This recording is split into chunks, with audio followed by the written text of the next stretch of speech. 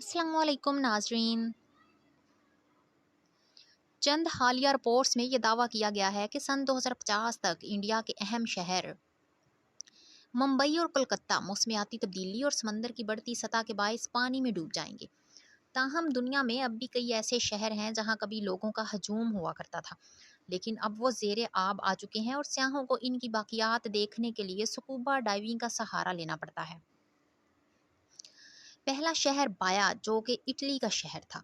Italy کا شہر بایا اپنے خوشگوار موسم، گرم چشموں، تالابوں اور غیر معمولی نظر آنے والی عمارتوں کے لیے مشہور تھا۔ کسی زمانے میں یہ شہر روم کے لوگوں کے لیے پارٹی کا مرکز ہوا کرتا تھا۔ رومی شہنشاہ جولیس اور نیرو کے یہاں پرتعیش محلات ہوا کرتے تھے اور 138 عیسوی میں شہنشاہ کی وفات بھی اسی شہر میں ہوئی تھی۔ بدقسمتی سے جس آتش فشاں کے باعث یہاں گرم پانی کے چشمے بنے تھے، اس کی وجہ سے یہ شہر پانی میں ڈوب گیا۔ یہ شہر نیپلز کے نزدیک ایک سپر آتش فشاں کے اوپر بسایا گیا تھا۔ وقت گزرنے کے ساتھ ساتھ جغرافیائی تبدیلیاں رونما ہوئیں، جس کی وجہ سے بایا کی زمین بتدریج 4 سے 6 میٹر تک اندر دھنس گئی اور شہر کا بیشتر حصہ پانی میں ڈوب گیا۔ سن 2002 میں مقامی انتظامیہ نے بایا کے زیر آب علاقوں کو محفوظ علاقے قرار دیا تھا۔ اس کا مطلب ہے کہ اب صرف لائسنس یافتہ سکوبا ڈائیونگ یعنی کہ غوطہ خور مقامی گائیڈرز کے ساتھ زیر آب کھنڈرات کو تلاش کر سکتے ہیں۔ دوسرا شہر جو کہ مصر کا شہر ہے، تیونس ہیراکلیون۔ قدیم کہانیوں میں کئی بار اس بات کا تذکرہ ملتا ہے کہ تیونس ہیراکلیون وہ جگہ تھی جہاں یونانی ہرکولیس نے مصر میں پہلا قدم رکھا تھا۔ یہ بھی کہا جاتا ہے کہ تاریخ کے مشہور ترین تنازعات میں سے ایک ٹروجن جنگ میں شامل ہونے سے پہلے بادشاہ پیرس نے اپنی گرل فرینڈ ہیلن کے ساتھ اس شہر کا دورہ بھی کیا تھا۔ شہر کا نام تیونس ایک مصری لفظ ہے، جبکہ اسے یونانی ہیرو ہرکولیس کے اعزاز میں ہیراکلیون بھی کہا جاتا ہے۔ دریائے نیل کے مغربی کنارے پر واقع یہ ایک خوشحال بندرگاہ ہوا کرتی تھی۔ 60 بحری جہازوں اور 700 سے زیادہ لنگروں کی دریافت اس بات کا ثبوت ہے کہ بحیرہ روم کے اس پار سے سامان تجارت شہر کی نہروں کے جال سے ہو کر گزرتا تھا۔ اس ڈوبے ہوئے شہر سے اب تک برآمد ہونے والے سب سے دلکش نمونوں میں سب سے خوبصورت ڈکری آف سوس ہے۔ سیاہ پتھر سے بنے اس 2 میٹر اونچے تخت نما پتھر کو سٹیلے کے نام سے بھی جانا جاتا ہے۔ یہ 4 صدی قبل مسیح کے اوائل سے ہیروگلیفس کے ساتھ کنندہ ہے، جو اس وقت کے مصری ٹیکس نظام کی اہم تفصیلات کو ظاہر کرتا ہے۔ اس کے ساتھ یہ بھی تصدیق کرتا ہے کہ تیونس ہیراکلیون ایک شہر تھا۔ ڈیرونٹ انگلینڈ کا شہر ہے جو کہ اب ڈوب چکا ہے۔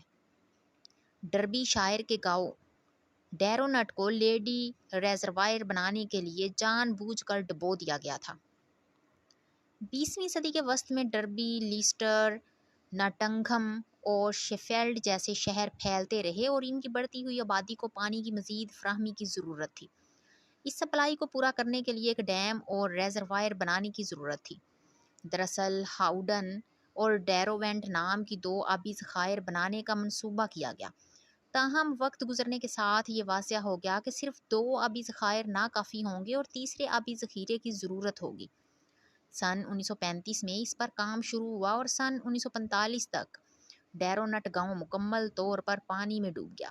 شدید گرمی میں لیڈی بیور ریزروائر میں پانی کی سطح اتنی کم ہو جاتی ہے کہ ڈیرونٹ گاؤں کی باقیات نظر آنے لگتی ہیں اور لوگ یہاں موجود عمارتوں کے ملبے میں گھوم پھر سکتے ہیں۔ ارجنٹائن کا شہر ویلا ایپیکوین۔